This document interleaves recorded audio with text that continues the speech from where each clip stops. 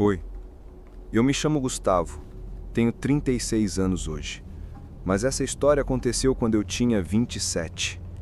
Até hoje, quase ninguém acredita no que eu conto e, sinceramente, nem eu mesmo sei se acredito por completo. Mas toda vez que fecho os olhos, sinto de novo aquele cheiro de ferrugem, ouço o rangido das correntes e lembro do medo real que passei naquela noite. Era para ser só uma visita rápida a um parque de diversões itinerante que montaram perto de casa, mas virou algo que ainda me tira o sono. Eu morava sozinho num bairro afastado da cidade, numa casa antiga que herdei dos meus avós. Trabalhava como editor num jornal pequeno e passava os dias entre plantões, revisões e prazos. Sempre fui meio descrente com essas coisas de assombração e até ria quando alguém contava história de terror. Naquela semana tinha ouvido uns boatos sobre o parque. Gente dizendo que sentia calafrios só de passar em frente, que as luzes piscavam mesmo desligadas. Essas bobagens. Eu resolvi ir até lá por curiosidade, para ver se rendia alguma pauta para o jornal. Era uma quinta-feira, já passava das 10 da noite, mas o parque ainda funcionava, iluminado por lâmpadas amareladas que tremeluziam feito velas ao vento. A entrada era uma tenda grande, com um letreiro antigo escrito Mundo Fantástico. Paguei o ingresso, nem tão barato, e entrei. Era menor do que eu esperava. Roda gigante, carrinho de bate-bate, carrossel, barraquinhas de tiro ao alvo e uma atração que chamava a atenção pelo nome estranho, o Trem do Destino. Tudo tinha um ar desgastado, com tinta descascando, metal enferrujado e bonecos de gesso quebrados, como se estivessem sempre à beira do desmoronamento. Caminhei por lá uns minutos, até que uma coisa me chamou a atenção. Perto do trem fantasma, tinha um homem parado, vestindo um paletó preto e uma cartola. O rosto estava parcialmente coberto por uma sombra, e eu não conseguia ver bem suas feições, mas tinha algo incômodo no jeito que ele me olhava. Era como se ele soubesse quem eu era ou como se esperasse por mim. Ele não disse nada, apenas apontou para a entrada do trem fantasma e, sem saber muito bem porquê, eu fui. O carrinho era estreito, só cabia uma pessoa. Me sentei e a corrente travou na altura da minha cintura. O barulho do motor velho ligando ecoou pelo túnel escuro. Logo na primeira curva percebi que não era um trem fantasma comum. Não tinha aquelas figuras de papelão que saltam ou caveiras iluminadas. Era mais silencioso, quase morto. O cheiro de mofo e poeira era tão forte que me fez lacrimejar. Em alguns pontos vi bonecos de cera derretidos, como se tivessem sido esquecidos num incêndio. Mas o pior era a sensação de estar sendo observado. Tive a impressão de que alguém caminhava ao lado do carrinho, escondido na escuridão. De repente, o carrinho parou. Fiquei esperando algum susto mecânico, mas nada aconteceu. Esperei alguns segundos, depois minutos. Quando percebi que estava sozinho ali dentro, comecei a ficar nervoso. Gritei pedindo ajuda, mas minha voz parecia sumir na penumbra, abafada pelas paredes de madeira úmida. Foi quando ouvi passos, pesados, lentos, atrás de mim. Virei rápido, mas só vi escuridão. O coração disparou. Os passos ficaram mais próximos, e então senti uma lufada de ar gelado passar pelo meu pescoço, como se alguém estivesse respirando ali, rente à minha pele. Quis sair do carrinho, mas a corrente travada não deixava. Comecei a puxar, a forçar com força, até a corrente soltar de repente. Caí de lado, bati o braço no chão, mas levantei rápido. O breu era quase total, só algumas frestas de luz entrando por tábuas quebradas. Andei devagar, tateando as paredes, tentando achar a saída. Fui aí que notei algo pior. As paredes pareciam se mover, como se o túnel inteiro respirasse, rangendo como uma garganta úmida. Meu corpo gelou de medo. Fui andando, quase tropeçando em pedaços de madeira podre, até ver uma porta velha meio aberta. Fui até lá e, ao empurrar, senti que tinha algo pesado do outro lado. Forçando um pouco, a porta abriu, revelando um cômodo apertado, com um cheiro de ferrugem e podridão.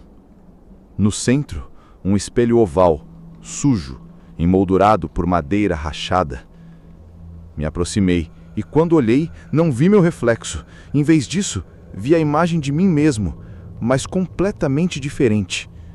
Pálido, os olhos fundos, e atrás, algo que parecia uma figura escura, alta, sem feiços. Quando pisquei, a figura desapareceu, mas fiquei tão apavorado que caí para trás. Saí correndo dali, tropeçando nas tábuas, sentindo o peito doer por tanto que o coração batia. Voltei para os trilhos do trem e, para minha surpresa, o carrinho não estava mais lá. Nem sinal de ninguém. Era como se nunca tivesse existido. Segui o caminho a pé, até o fim do túnel, onde havia uma cortina vermelha rasgada. Passei por ela e voltei para o parque. Do lado de fora, o parque parecia igual, mas percebi que estava completamente vazio. Nem o homem de cartola, nem funcionários, nem música, nem luzes piscando. Um silêncio sufocante. Corri para a saída e só quando cheguei do outro lado do portão vi movimento de novo, pessoas andando, falando, como se nada tivesse acontecido. Mas quando me virei para olhar o parque, ele não estava mais lá. Só um terreno baldio, com mato alto e restos de ferragens. Cheguei em casa trêmulo, suando frio. Contei para alguns amigos, mas ninguém acreditou. Fui no jornal procurar por notícias do parque, mas não achei nada além de um recorte antigo, de mais de 20 anos atrás, falando sobre um incêndio que destruiu parte do brinquedo chamado O Trem do Destino e deixou 3 mortos. Depois disso, o parque teria fechado. Até hoje, não sei se foi coisa da minha cabeça, se eu fui vítima de algum trote macabro, ou se pisei, sem saber, em algo que não devia. Mas às vezes, no reflexo de uma janela, juro que ainda vejo aquela figura atrás de mim, parada, esperando. E é nessa hora que lembro que nem sempre o que parece morto está realmente morto. E que alguns lugares guardam memórias que deveriam continuar enterradas.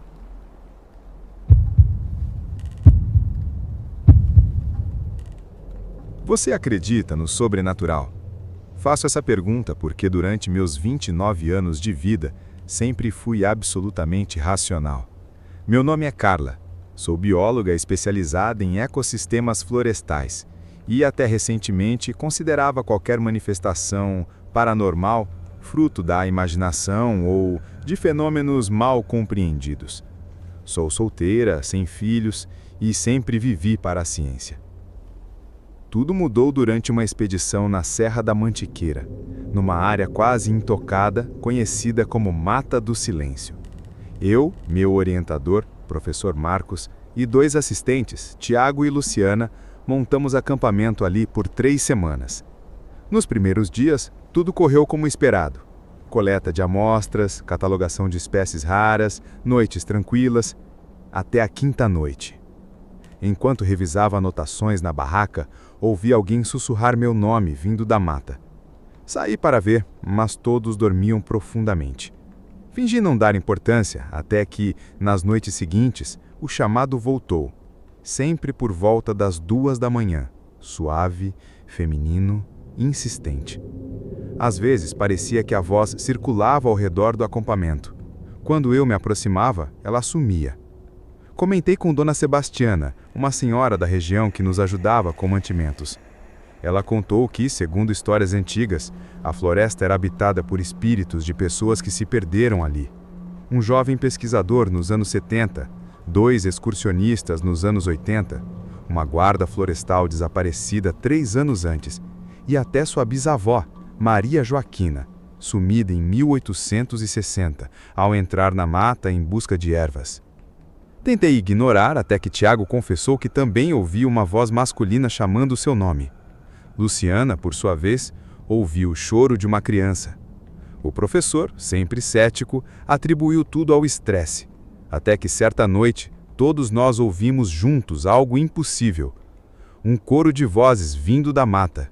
Homens, mulheres e crianças falando numa mistura de português antigo e expressões africanas. Gravamos, mas no áudio só apareceram sons comuns da floresta. Na 12ª noite, decidi enfrentar o que quer que fosse. Por volta das 2, as vozes ficaram mais fortes. Peguei a lanterna e segui o chamado feminino. Andei devagar até avistar entre as árvores uma mulher de vestido antigo, pele pálida e cabelos grisalhos preso num cone. Quando ela virou-se, vi olhos completamente negros e uma tristeza profunda no rosto. Ela estendeu a mão e disse: "Carla, me ajude a encontrar o caminho de casa." Meu instinto de cientista tentava entender, mas o medo foi maior. Quando dei um passo à frente, ela começou a se desfazer no ar, como fumaça. Corri de volta e encontrei os outros assustados. Tiago vira um homem de roupas rasgadas, Luciana vira uma criança correndo. Até o professor admitiu ter ouvido seu nome chamado a noite toda. Decidimos partir no dia seguinte. Ao desmontar o acampamento, notamos pegadas descalças ao redor das barracas, algumas infantis, todas estranhamente fundas no solo, como se pertencessem a algo muito mais pesado do que aparentava. Antes de ir embora, contei tudo a Dona Sebastiana. Ela disse que aqueles eram os espíritos dos que nunca voltaram, presos por não encontrarem descanso. Que não eram maus, só perdidos. Talvez a mulher que vi fosse mesmo sua bisavó, chamando por ajuda após mais de um século vagando. Voltei transformada.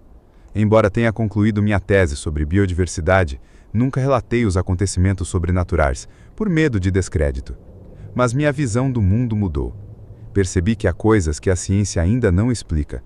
Memórias, presenças, ecos do passado.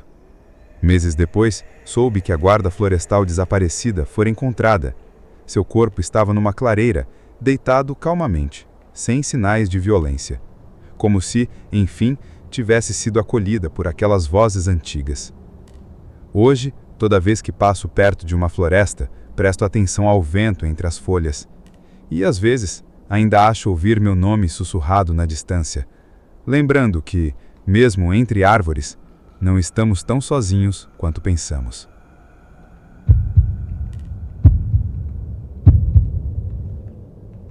Meu nome é Edivaldo Nascimento, mas todo mundo me chama de Valdo. Tenho 44 anos, sou caminhoneiro e passo a vida na boleia de um Volvo FH, carregando tudo que é tipo de carga pelo Nordeste. Não tenho mulher nem filhos. Só a estrada e um quartinho alugado em Juazeiro do Norte, Ceará, onde guardo minhas coisas. Cresci no sertão, com o sotaque forte que carrega o jeito seco da roça, e aprendi cedo que a vida não dá moleza. Perdi meus pais jovem, fui criado por uma tia que já se foi, e desde os 20 anos a estrada é minha casa.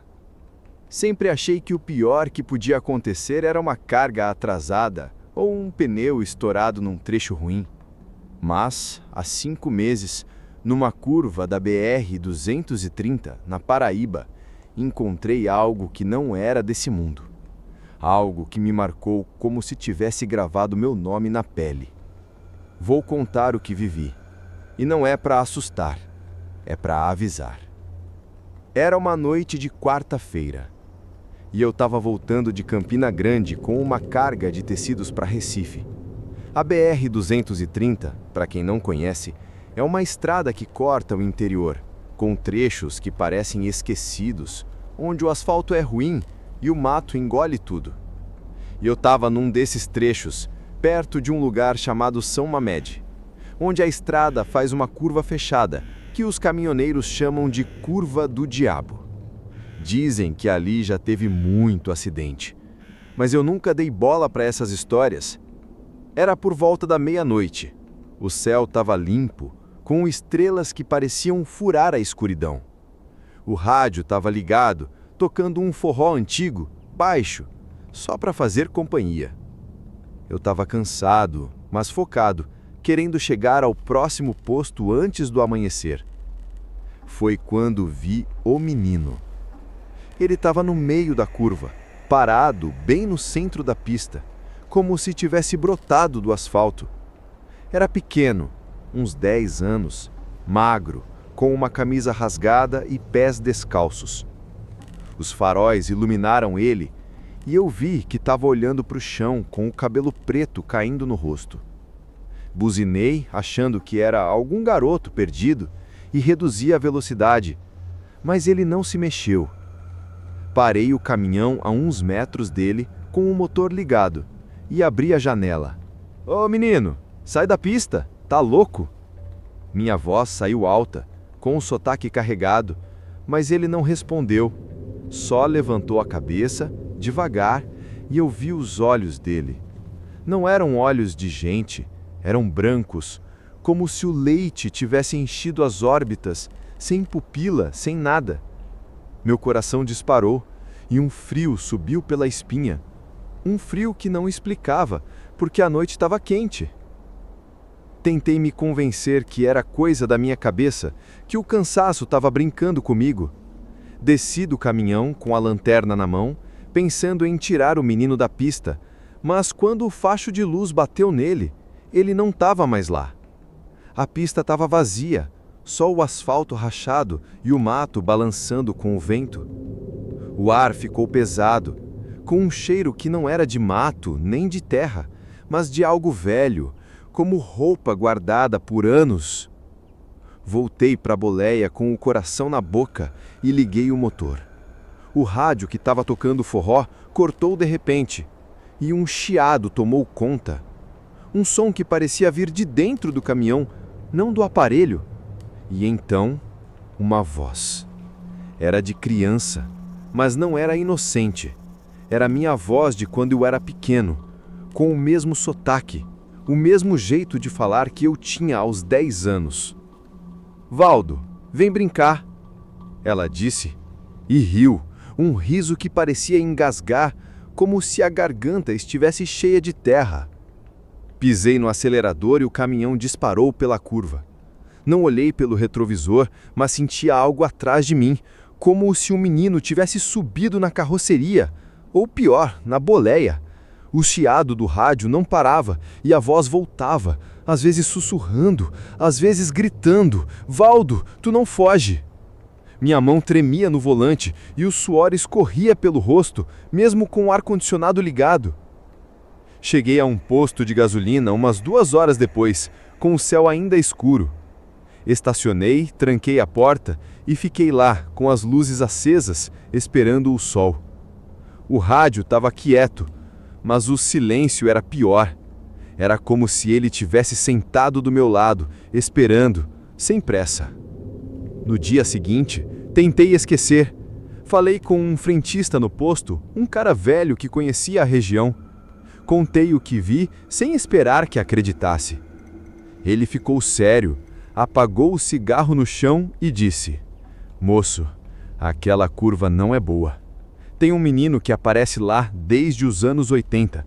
Dizem que morreu num acidente, mas ninguém achou o corpo. Ele chama quem passa e quem responde não volta." Perguntei o nome do menino, mas ele só balançou a cabeça e disse para não falar mais nisso. Voltei para a estrada, mas evitei a curva do diabo. Peguei rotas mais longas, mais caras, qualquer coisa para não passar por lá. Mas o menino não ficou na curva. Começou a aparecer em outros lugares. Primeiro foi no retrovisor, uma sombra pequena, com aqueles olhos brancos, olhando para mim enquanto eu dirigia. Depois no quartinho, em Juazeiro do Norte, ouvi o riso dele, aquele mesmo riso engasgado, vindo debaixo da cama. Uma noite acordei com o cheiro de terra velha no quarto e vi pegadas descalças no chão, pequenas, como de criança, indo da porta até a minha cama. Tentei mudar de casa, mas não adiantou. Ele estava no caminhão, no rádio, no silêncio. Às vezes ouvia ele cantando, uma música que eu cantava quando era criança, uma cantiga de roda que a minha tia me ensinou. Mas a voz não era minha. Era dele, usando minha memória, minha infância, como se quisesse ser eu. Fui a um benzedeiro, um homem velho que morava nos arredores de Juazeiro. Contei tudo, e ele fez um ritual com fumaça, ervas e orações que eu não entendia. Disse que o menino não era só um espírito, mas algo que pegava o que a gente deixa para trás. Não entendi direito, mas ele me deu um patuá, disse para carregar sempre. O patuá ajudou por um tempo. O riso parou, as pegadas sumiram, mas há um mês voltei a ouvir o chiado no rádio, mesmo desligado, e a voz agora mais clara, mais minha, dizia: Valdo, tu já é meu. Na última semana, vi ele de novo, não na estrada, mas no espelho do banheiro. Estava atrás de mim, com aqueles olhos brancos, tão perto que senti o frio da respiração dele na nuca. Virei, mas não tinha nada. Só o cheiro de terra velha e o silêncio. Hoje, não dirijo mais à noite. Arranjei um trabalho de entregas locais, mas o menino está comigo. O chiado vem quando eu tô sozinho. E a voz, minha voz de criança, sussurra coisas que eu não quero ouvir. Às vezes, sinto ele sentado na boleia, mesmo com o caminhão parado. Não sei o que quer, mas sei que está mais forte, como se cada vez que me chama, eu perco um pedaço de mim. O benzedeiro disse que se eu responder, ele me leva. Mas tem noites que o silêncio é tão pesado que eu quase falo, só para acabar com isso. Não passe pela curva do diabo. Não pare na BR-230 à noite.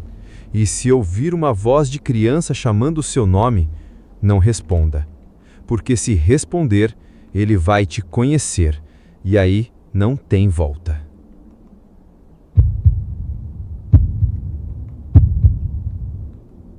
Meu nome é Érica, tenho 32 anos. Sempre fui uma mulher que acreditava no controle da minha vida, do meu corpo, dos meus passos.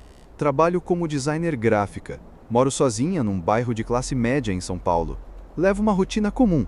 Academia 3 vezes por semana, café no mesmo balcão perto do metrô, livros na cabeceira. Ou melhor, levava. Depois daquela noite, nunca mais fui a mesma. Foi há pouco mais de um ano, mas lembro com uma clareza doentia. Era sexta-feira, e eu tinha ficado até mais tarde na agência por causa de uma apresentação que precisaria revisar no fim de semana. Quando saí, já passava da meia-noite. O metrô estava fechado, e decidi chamar um carro por aplicativo.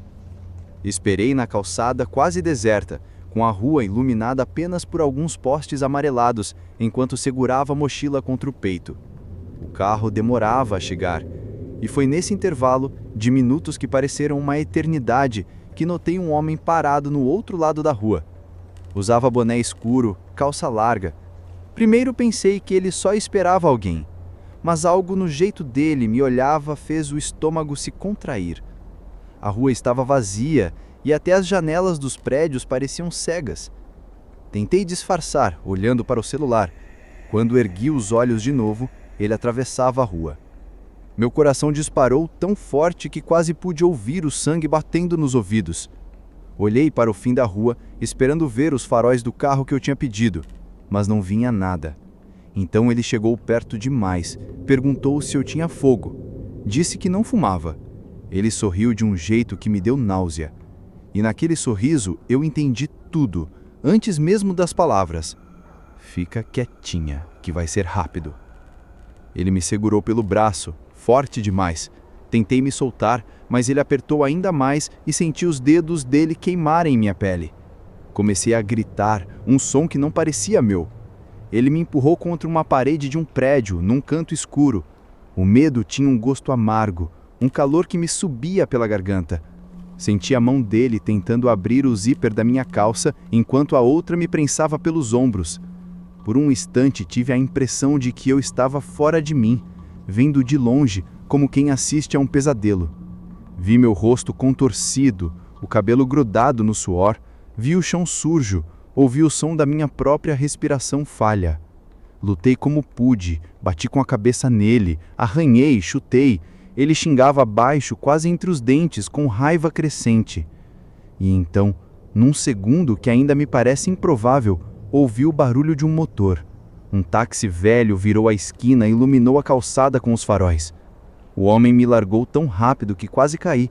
Ele correu para o escuro, sumindo atrás de uma construção. Eu fiquei ali, paralisada, com as pernas bambas, o corpo inteiro tremendo. O motorista parou, desceu perguntando se eu estava bem. Consegui balançar a cabeça, sem falar nada. Entrei no carro quase me arrastando, ainda sem acreditar que aquilo tinha acontecido. O caminho até em casa pareceu um túnel, uma sequência de luzes borradas e lembranças confusas. Quando fechei a porta do apartamento, chorei de um jeito que não sabia que era possível. Nos dias seguintes, fui à delegacia, fiz exame de corpo de delito, contei tudo para 2 policiais mulheres, que me ouviram com paciência. Ele não foi preso, nunca descobriram quem era. Não tinha câmera funcionando naquela rua. E o que mais me apavorava não era ele estar solto, era saber que ele podia estar ali, em qualquer lugar, olhando de novo, esperando. As marcas roxas sumiram do meu braço depois de semanas, mas a sensação das mãos dele nunca saiu da minha pele. À noite eu ainda acordo assustada, sentindo o bafo quente dele no meu rosto, o som baixo da respiração, o cheiro do suor. E fico ali, deitada, com os olhos presos no teto, tentando me convencer de que estou segura. Passei a evitar sair sozinha, troquei de caminho, troquei até de emprego. Me pego olhando reflexos em vitrines, carros estacionados, sempre à procura de um boné escuro no meio da multidão. Nunca mais consegui voltar a ser quem eu era. Hoje, quando alguém diz, foi só um susto, ou ainda bem que nada aconteceu, eu só sorrio por fora, porque algo sim aconteceu. Uma parte de mim ficou naquela calçada, naquela parede fria, naquela noite que não passa. O resto que sobrou aprendeu a andar com medo, a respirar com cuidado e a nunca mais confiar completamente na escuridão.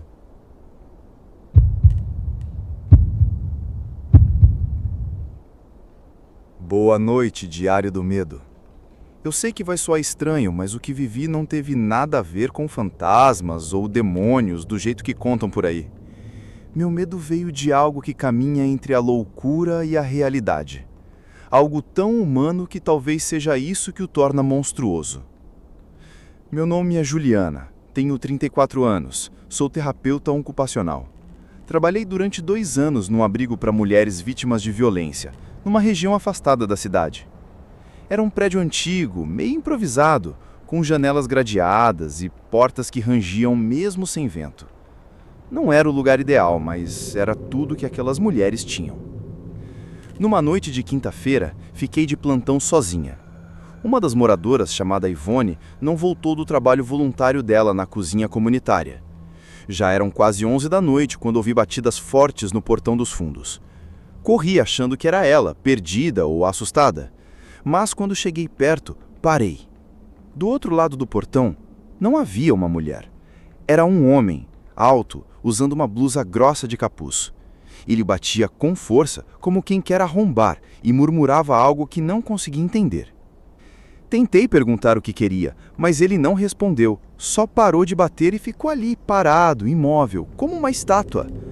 Pensei em ligar para a polícia, mas hesitei. Era comum termos ameaças, maridos ou ex-namorados que apareciam para intimidar. Só que tinha algo diferente ali. Aquele homem não parecia com raiva, parecia calmo demais.